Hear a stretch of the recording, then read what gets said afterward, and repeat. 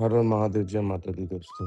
तो जैसे कि हमने पिछले वीडियो में राशियों के बारे में आपको बड़े ही सरल तरीके से और बहुत ही गूढ़ जानकारी दे दी थी। उसी प्रकार से आज हम जो बात करेंगे, अब वो बात करेंगे अधिपत्य के बारे में। अधिपत्य का जो मतलब होता है, जैसे कि नाम से ही समझ आता है, किसी जगह पे कब्जा करने को ही अधिपत्य कहते हैं। जैसे कुंडली में आपकी जो लग्न है वो सिंह लग्न है। सिंह लग्न का जो स्वामी है वो सूर्य है। और मान के चलिए कि उस जगह पे आके शनि बैठ जाता है और आपका जो सूर्य है वो किसी दूसरे भाव में रहता है। तो क्या होगा कि आपके लग्न का जो अधिपति होगा वो शनि होगा। राशि भले ही किसी की हो, जब बात आएगी कि लग्न का स्वामी कौन है, तब आएगा लग्न का स्वामी सूर्य है। पर लग्न में कौन है, कौन अधिपति है लग्न का, तब आएगा कि शनि अधिपति, क्योंकि शनि बैठा है। एक से अधिक ग्रह भी एक भाव के अधिपति हो सकते हैं। अगर एक से ज्यादा ग्रह एक ही जगह पर बैठ जाएं, तो वो उस भाव के उतने ही ग्रह अधिपति होते हैं। कुंडली में जब आप किसी भी प्रकार से फलादेश करते हैं, तो लग्नेश यानी कि जो भाव होता है, तो उस भाव के भावेश का कितना बल है और उसके साथ अधिपति की कैसी की मित्रता है, उसके आधार पे ही फलादेश ज्यादातर चलता है। क्यों? देखिए, एक एग्जाम्पल से समझते हैं कि आप आपके घर से दूर रह रहे हैं। मान के चलिए, आप आपके घर से दूर रह रहे हैं और कोई तीसरा व्यक्ति आके अगर आपके घर में रह रहा है, तो ये देखना बहुत ज़रूरी है कि आपका, आपके परिवार का उस व्यक्ति के साथ कैसा संबंध है। अगर संबंध अच्छा है, तब तो वो भी, आप दूर भी रहेंगे तब भी वो व्यक्ति आपके परिवार के साथ अच्छा ही करेगा। और मान के चलिए अगर आपका शत्रु आकर के आपके घर में बैठ जाए, तो बड़ा ही चिंताजनक विषय हो जाता है।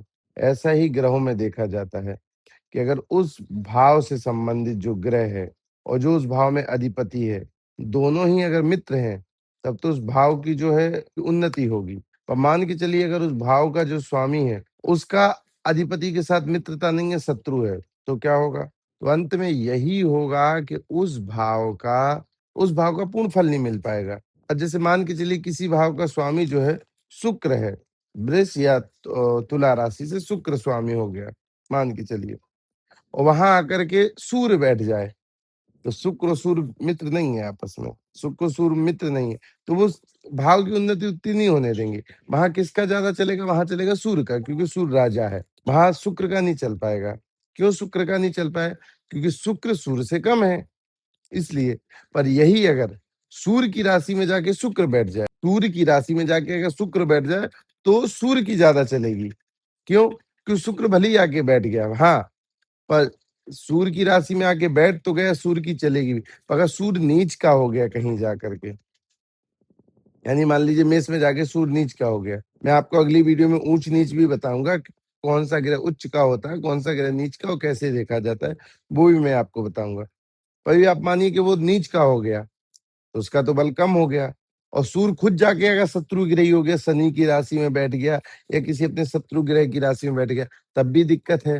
क्यों दिक्कत है? क्योंकि भाई, आप जब आप जो है, आपके घर में भी शत्रु बैठा है मान के चलिए, पर वो आपसे कमजोर है, पर आप जिसके घर में जाके बैठे हैं वो भी आपका शत्रु है, तो आप वहां पे भी कमजोर पड़ गए, आप घर की तरफ से भी कमजोर पड़ गए, तो दोनों साइड से आपको कमजोरी हो गई ना। तो आपके पास कितना भी बलशाली हो, पर व्यक्ति कहीं ना कहीं घुटने टेक ही देता है। तो अगर आप कहीं एक जगह से मजबूत है, अगर आप जाके किसी दूसरे भाव में बैठे, वो आपका मित्र का भाव है, तो आपके लिए अच्छा है। अगर आप वहाँ पे, आपकी जो युति हुई है ग्रहों की, वो अच्छे ग्रहों से हुई है, उनकी दृष्टि अगर पड़ रही है आपके भाव पे, तब भी अच्छा है। पर अगर कुछ हो ही नहीं रहा है, सबकी तरफ से दिक्कत ही दिक्कत दिख रही है, सारे शत्रु ही दोनों तरफ से आपके ऊपर हमला कर रहे हैं, भाव की तरफ से भी और आप जहाँ बैठे उस साइड से भी, तो फिर तो उस भाव की जो है हानि आती है ना। इस प्रकार से भाव के बारे में देखते हो। अधिपति से कहते हैं कि जो किसी भाव पे कब्जा कर ले। ये कुंडली में आप अधिकतर देखेंगे कि हर ग्रह, बहुत कम रहते हैं जो सारे ग्रह अपने भाव में बैठते हैं, नहीं बैठ पाते हैं। क्योंकि जब क्योंकि हम मैंने आपको पहले ही दिन बताया था, भाव तो आपके स्थिर है, वो कभी नहीं बदलते हैं। अगर प्रथम भाव ऊपर है तो वो लग्न ऊपर ही रहेगा, पंचम पांचवें में ही रहेगा, कलत्र का भाव सप्तम है तो सप्तम ही रहेगा, आयु का भाव और मृत्यु का भाव अष्टम है तो अष्टम ही रहेगा। वो कभी नहीं बदलते हैं।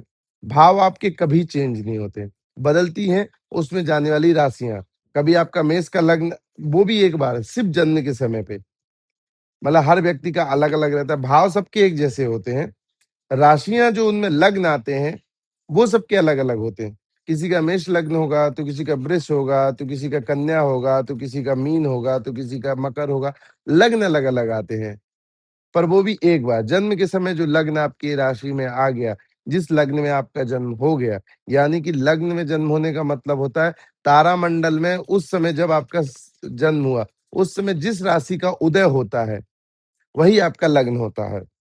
लग्न का सीधा-सा मतलब ये है कि तारामंडल में जिस राशि का उदय आपके जन्म काल के समय होता है, वही राशि आपकी लग्न राशि कहलाती है। ये लग्न का सिंपल सा रूल है। तो लग्न उसे कहते हैं। तो मान के चलिए कि लग्न बदलते हैं, तो उसी के अनुसार ग्रह बदलते हैं कि अब जैसे मेष का स्वामी मंगल है, पर जब मान के चलिए आपका लग्न मेष का ही लग्न है, पर जब तारामंडल में राशि का उदय हुआ, तब मंगल की जो गति थी, वो तुला पे चल रही थी। या वृष पे चल रही थी मतलब कि वृष पे चल रही थी या मान के चलिए मकर पे चल रही थी। तो वो तो अब जब आपका कुंडली बनेगा तो लग्न आपका मेष का रहेगा, और उसका जो भावपति है मंगल, वो मेष में नहीं बैठेगा, वो जाके जिस पे उसकी गति चल रही थी यानी मकर पे या फिर वृष पे जिस पे भी उस पे जाके बैठेगा। गोचर कुंडली में फिर ये गतियाँ बदलती रहती हैं। तो गोचर के अनुसार फिर फल अलग हो जाता है, इस प्रकार से। तो आज हमने जिस प्रकार से बात की वो अधिपति के बारे में आपको बहुत स्पष्ट तरीके से समझा दिया, वो भी उदाहरण के साथ। वीडियो को लाइक करें और अपने ग्रहों के साथ सामंजस्य बना के चलें। हरि ओम।